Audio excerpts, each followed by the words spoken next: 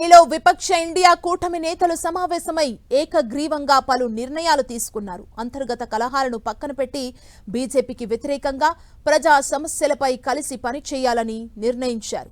మిత్రపక్షాలు ఒకరినొకరు విమర్శించుకోకుండా ఐక్యంగా ముందుకు సాగాలని నిర్ణయించారు.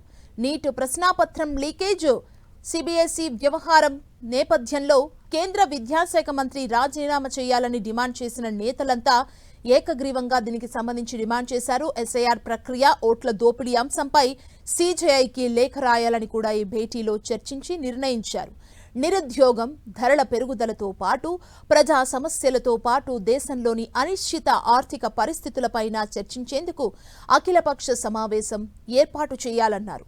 రాబోయే వర్షాకాల సమావేశాల నేపథ్యంలో పార్లమెంటులో విపక్షాలన్నీ ఏకతాటిపైన ఉండాలని, ప్రజా సమస్యలపై కలిసి పోరాడాలని నేతలు నిర్ణయించారు. అలాగే ప్రతి 2 నెలలకోసారి సమావేశమై విపక్షాల ఐక్యతను చాటాలని నిర్ణయించిన నేతలు ఇండియా కూటమి తదుపరి సమావేశాన్ని ఆగస్టులో హైదరాబాద్లో నిర్వహించాలని నిర్ణయం తీసుకున్నారు. ఈ సమావేశంలో 22 విపక్ష పార్టీల నేతలతో పాటు స్వతంత్ర ఎంపీ కపిల్ సిబల్ పాల్గొన్నారు. తొలుత 25 పార్టీలు ఈ సమావేశానికి హాజరవుతాయని కాంగ్రెస్ జాతీయ అధ్యక్షుడు ఖర్గే చెప్పినప్పటికీ డీఎంకే హాజరు కాలేదు.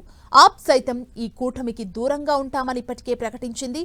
టీవీకే హాజరయ్యే అవకాశం ఉందంటూ ప్రచారం జరిగినప్పటికీ ఆ పార్టీ కూడా ఈ సమావేశానికి హాజరు కాలేదు.